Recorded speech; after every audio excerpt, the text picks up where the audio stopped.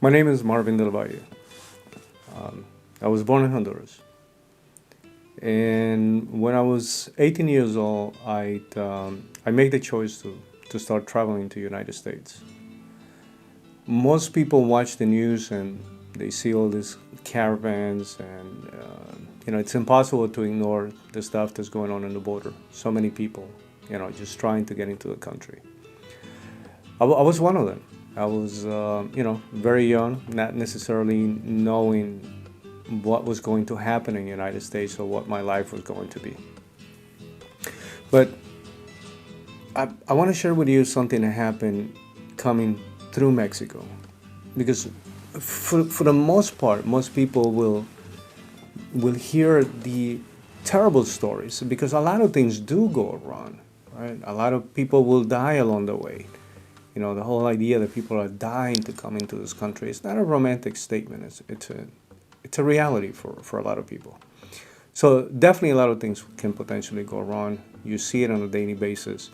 To the extent that we talk about that so much that we forget to talk about some of the good things that happen along the way.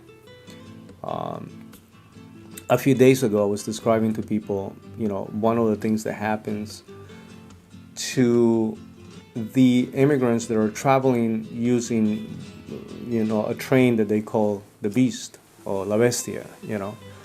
A lot of great people along the way, though. Some of these beautiful Mexican families that happen to either live along. And literally, some people will just go to the area just to do the following. They come to that place with bags with water. And food, something to eat, and they will throw it to the top of the train. So that the people that are traveling, they know that they're not going to be able to stop just to grab something, to have something to drink.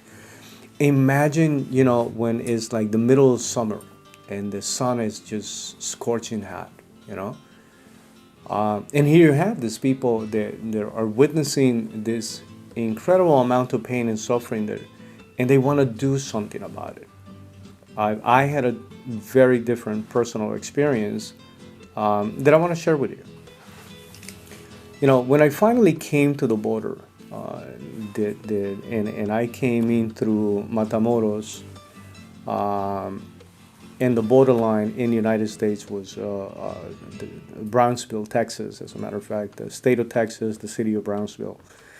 And I came in through there. When I finally got to the border, there was a lady. I remember the one person that I was traveling with. I didn't come with a large group. I only came with a small group of people. It was just the two of us, actually. As a matter of fact, it was not a group. It was two of us by the time we got to the border. And we were definitely not looking too clean anymore. Imagine after many days of traveling and losing everything. Things got stolen from us. Things definitely went wrong in a couple of occasions. We definitely ran into some not so good people. But when we got to that point, I remember my friend and I, we both used to smoke, and we got to this pool house. And I remember telling him, listen, we got enough money either to eat something or to buy cigarettes. But at this point, that's it. From here, we got to figure out how we cross the border because there is no more money, right? And the whole idea that there's going to be so much money waiting for you when you cross the border into the United States. I don't know what exactly we were thinking.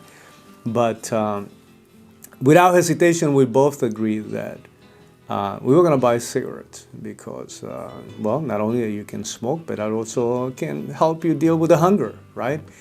We were definitely hungry. And I walked into this place, and there was a lady there that was helping in the cafeteria side of it.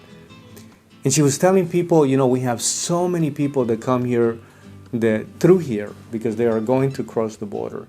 And I will always refer them to, I believe she says St. George, right? So she will pray to them and, just to make sure that they were going to have a safe passage. And I remember telling my friend, just wait for a second, right? As soon as the people left, I went up to her and I said, you're going to have to pray to St. George for us. because we are traveling. And it had to be the fact that at that point I was extremely skinny, right? And probably not looking too clean at that point. I remember she looked at me with this look of almost like feeling sorry, you know what I mean? And immediately she's like, "What do you mean? Who do you?" Like 20 questions. Who are you traveling with? Who are you going with? Like what do you? How are you crossing? Who's taking you? And I was saying, no, it's just my friend and I, and we're trying to get to the other side. And immediately she went to have a conversation with her husband, and I can see them, having that side conversation. They were obviously she was saying something to him, and I can see his gestures. It's almost like, what do you mean? When somebody's not kind of believing what the person is saying, whatever she was saying to him, she came back and she said, "Follow me." And guys, the reason why I wanted to do this little recording is because what followed after that would have been like essentially something that was taken out of the Bible. There's a passage in the Bible, Matthew chapter 25, verse 35 to 40. And it says the following, and literally it's almost a description of what took place at that very moment, or from that moment on, from this lady. And it says, "For I was hungry, and you gave me food. I was thirsty, and you gave me drink. I was a stranger, and you welcomed me. I was naked, and you clothed me. I was sick, and you visited me. I was in prison, and you came to me." Then the righteous will answer him, saying, "Lord, when did we see you hungry and fed you, or thirsty and gave you drink? When did we see you a stranger and welcome you, or naked and clothed you? And when did we see you sick or in prison and visit you?" And the king will answer then, "Truly I say to you, as you did it to me, one of the least of this, my brothers, you did it to me." So I wanted to share this with you for a couple of reasons. One of them, obviously, I will never forget the gesture, because it's a gesture of, not only a gesture of kindness, and kindness is extremely important to me, but it's the highest expression of the best of humanity. To see somebody that was that given, I don't know if I would have made it if it wasn't because of her help. And so I probably would have died there. I almost drowned crossing the border with help. I can only imagine what would have happened if I didn't have any. This is a family that I will never forget.